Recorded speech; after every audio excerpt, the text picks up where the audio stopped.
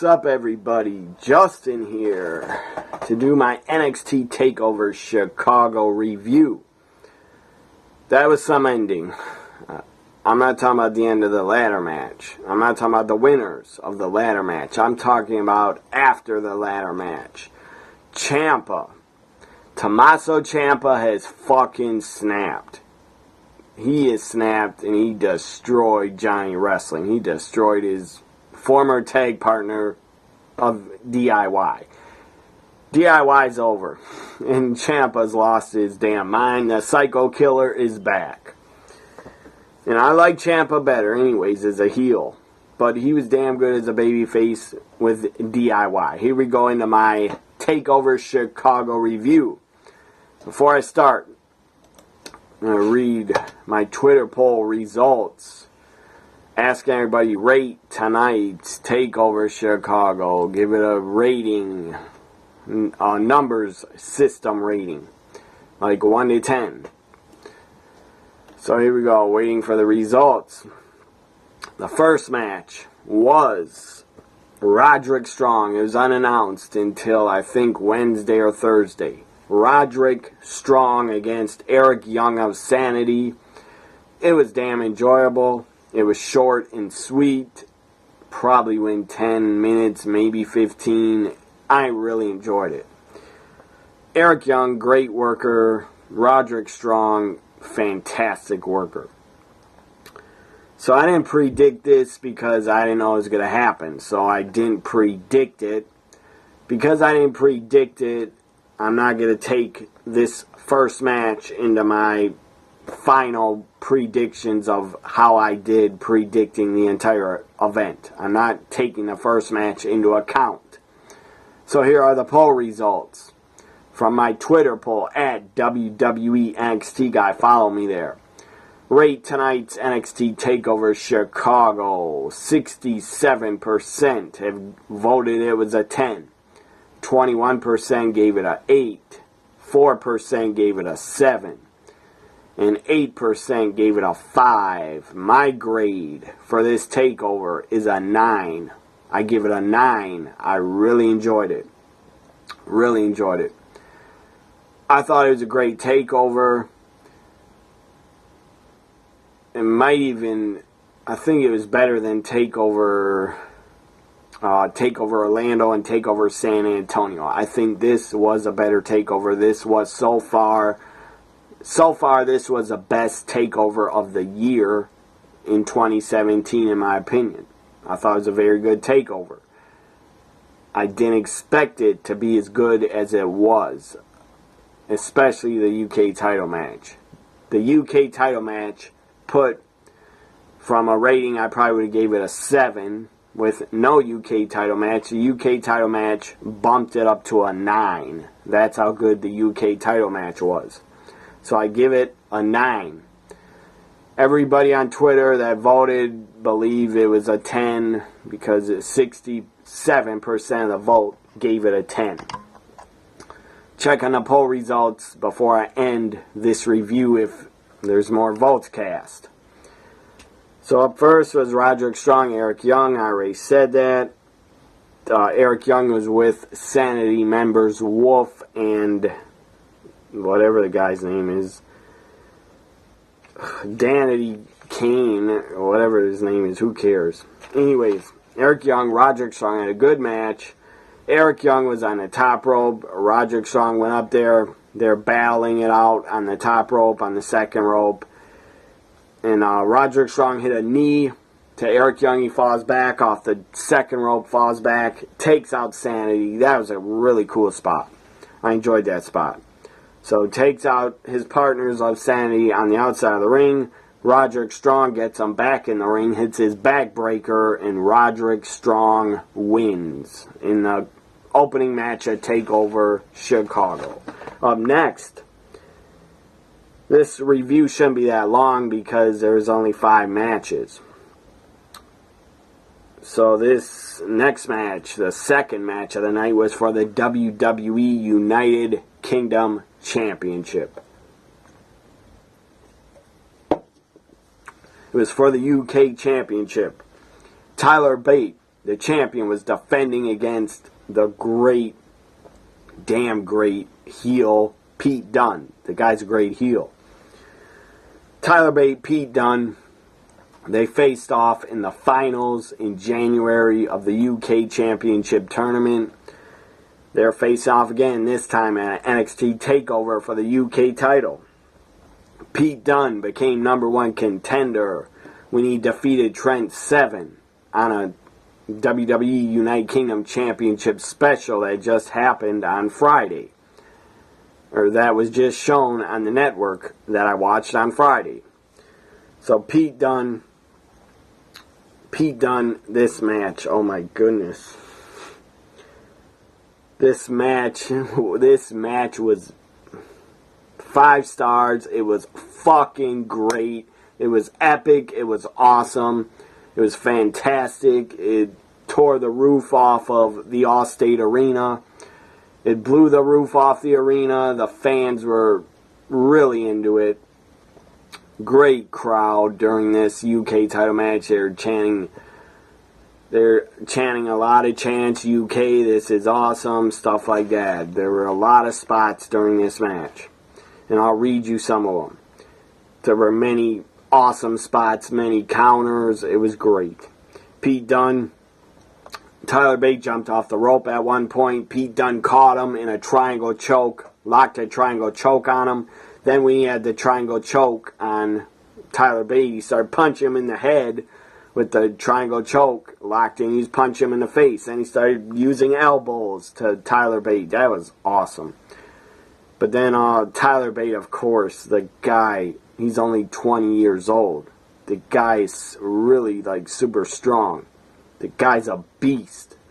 Tyler Bate, out of the triangle choke, Tyler Bate lifts up Pete Dunne out of the triangle choke, slams him to the mat to break it. That was awesome. That was just insane. Tyler Bate, the guy was a great champion. The guy deserves a round of applause because Tyler Bate was a great champion for the title that for his 4-month title run, he was a damn good champion. Yeah, he held it just over like 4 months and 1 day. I think the UK tournament was January 19th. So he held the title for just about 4 months. Tyler Bate was a great champion. I wouldn't have been upset if he would have won and retained, but I really wanted Pete Dunne to win. I thought it was his time to become the second ever UK champion. It was Pete Dunne's time. The guy is such a great heel and a damn good wrestler.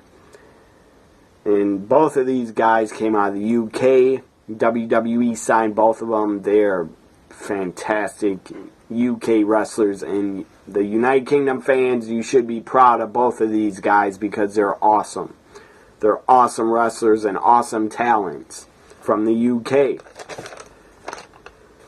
So another awesome spot during the match after Tyler Bate lifted Pete Dunne out of the triangle choke and broke it. And then, the bitter end. At one point during the end of the match, Pete Dunne tried to hit the bitter end, his finisher, but it was countered. And Bate then hit a DDT on... Bate. I'm getting their names confused. Bate countered the bitter end into a DDT. Then Pete Dunne goes flying out of the ring. That was awesome.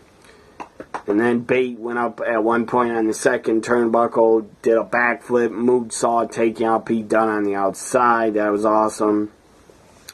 And then his airplane spin.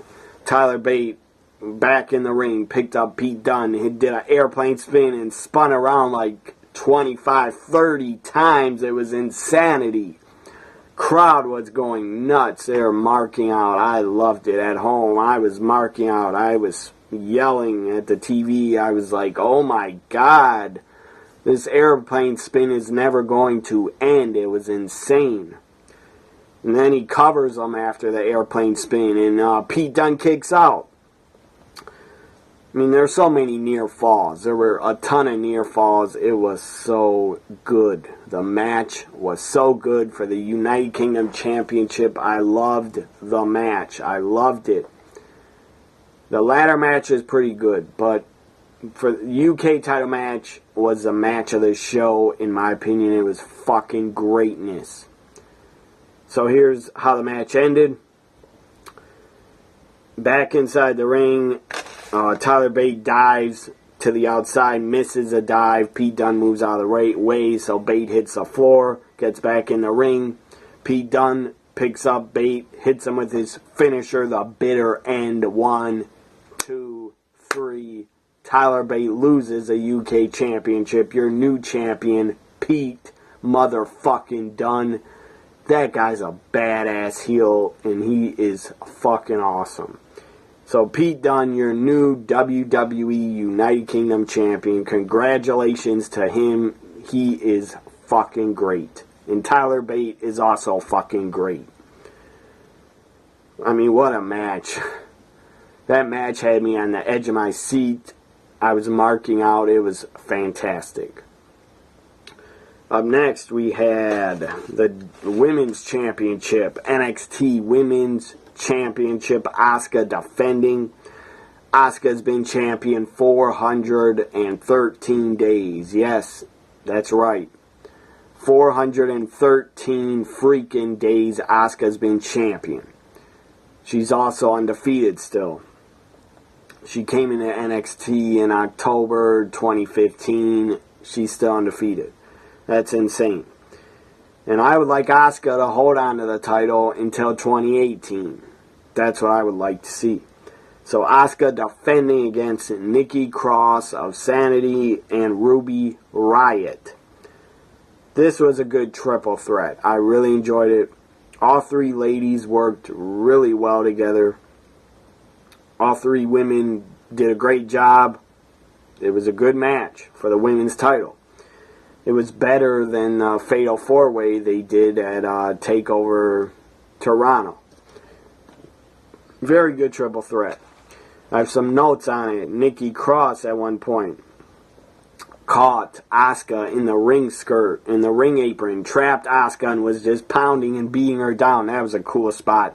Nikki Cross traps Asuka in the ring apron. That was cool.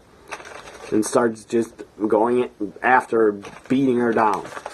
And then at one point, Nikki Cross, after they were all three laid out, Nikki Cross and Ruby Riott get up to their feet. And they both stare at each other. They both run at each other. And they both do high cross body, jump at the same time and slam into each other, double high cross body, take each other out. That was awesome. So then all three ladies are down. All three women are down after that double high cross body where they took each other out. So all three ladies are down. Then Asuka gets up. And I believe Ruby had a Nikki Cross and a crucifix pinning combination. Then Asuka gets in the ring, runs against the ropes during the 2 count, goes up against the ropes, does a running kick to Ruby Riott. So Asuka does a running kick or running knee to Ruby Riott. She's out cold. Nikki Cross is laid out also because she got her head drilled into also. So they're both laid out. Ruby Riott laid out. Nikki Cross laid out. Asuka lays on top of both of them. I would like to see that video and film of Asuka laid out on Ruby and Nikki. But that's not... That's would be a different film. That wouldn't be a wrestling event anyways. My mind just went dirty there. I apologize. Anyways. Running kick from Asuka to Ruby Riott. And then Asuka pins both women. 1, 2, 3. Asuka wins and Asuka retains. Asuka is still... Yes, she is still the NXT Women's Champion. Asuka's champion for 413 days. And she will go on to probably hold it until... I guess the next takeover is in August.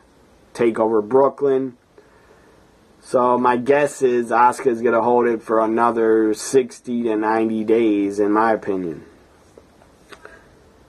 So yeah, Asuka's going to be champion like at least 60 to 90 more days, in my opinion. So it'll be up to like 400, I don't know, 490 days or something.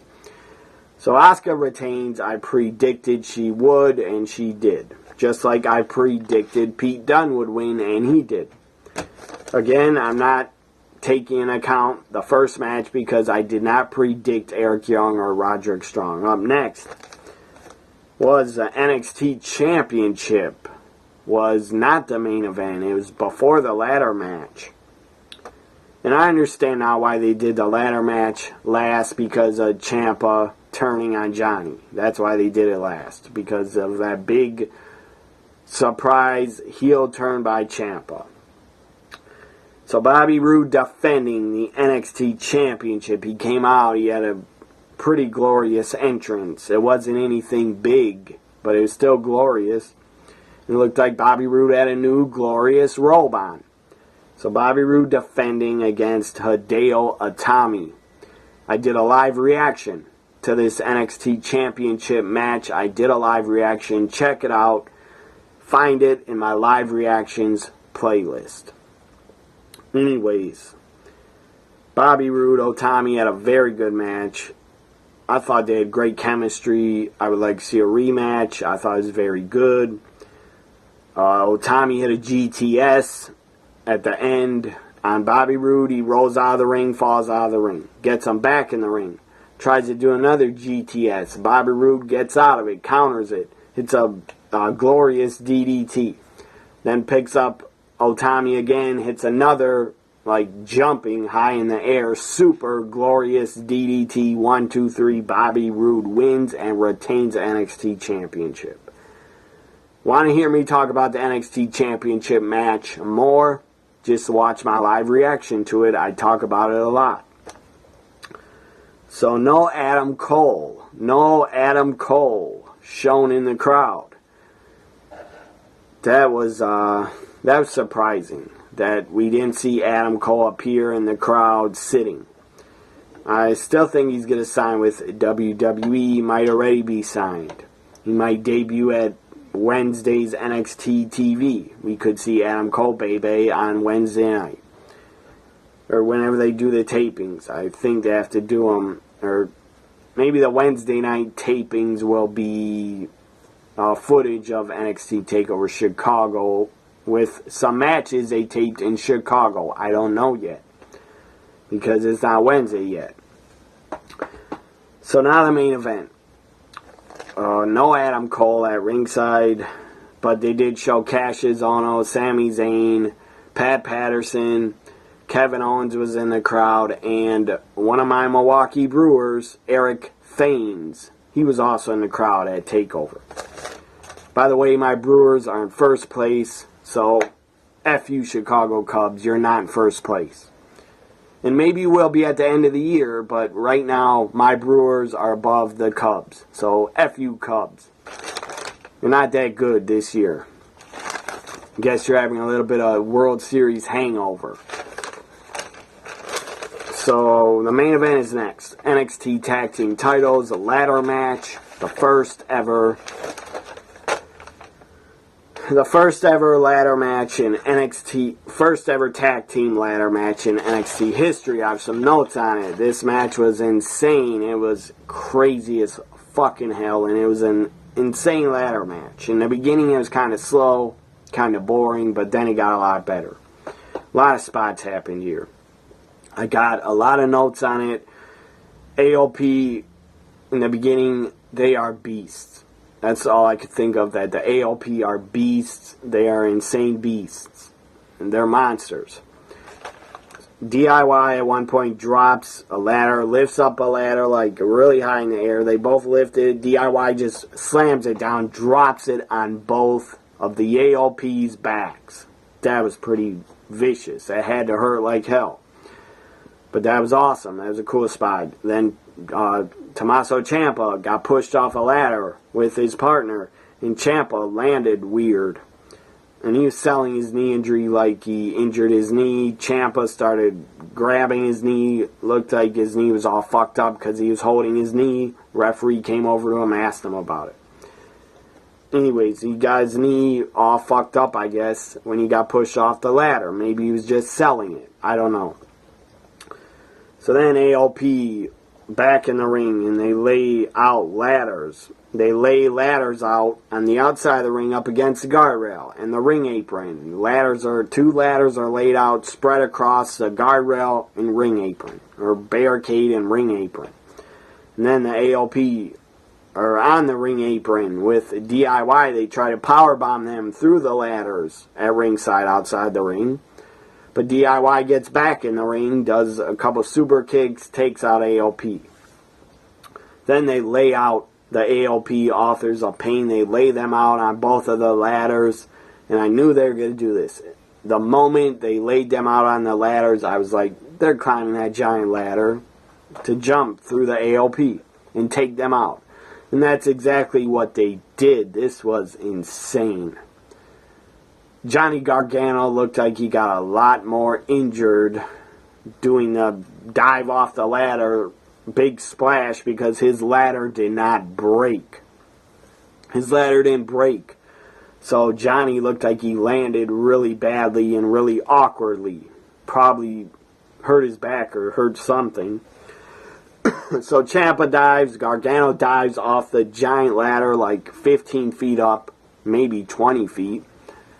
I think it's probably 15, 18 feet up. So they dive on the AOP. Tommaso Ciampa, his ladder breaks with going through the AOP. His ladder breaks. Johnny Gargano's ladder, in his big splash, the ladder didn't give away and break. So that was bad for Johnny. So that was an awesome spot. That was a holy shit type spot. Then later on they get up. And Johnny's not back in the ring yet. Anyways, after that, Johnny's back up, climbing the ladder. Then Paul Ellering interferes, tries to pull down Johnny, pulling on his leg, gets him off the ladder. Paul Ellering pushes the ladder over. Then Johnny looks at him, super kicks Paul Ellering. That was a cool spot I enjoyed. And then Paul Ellering's laid out on the outside of the ring, but he's sitting up. AOP's checking him, and the AOP's back in the ring. And then at one point, Ciampa's on his knees in the ring. AOP has a ladder under his chin, and he started lifting his head up. And then the AOP's going to just slam the ladder into his face, like knock his head off his shoulders. They were about to do it, but Johnny Gargano pushes his partner. Gargano sacrificed himself. Gargano pushes Ciampa out of the way, and then he gets his head just drilled and taken off. AOP just smashed the ladder into Johnny's face. He's taken out. He looks knocked out cold. Ciampa staring at him like he's worried, like, oh my God, I just had my partner murdered. He looks worried like he doesn't even care about the match anymore. He's looking at Johnny, and then the AOP start climbing the ladders. And I thought Ciampa was going to just sit there and check on Johnny and lose like that, but he did not. He starts fighting the AOP back to get him off the ladders.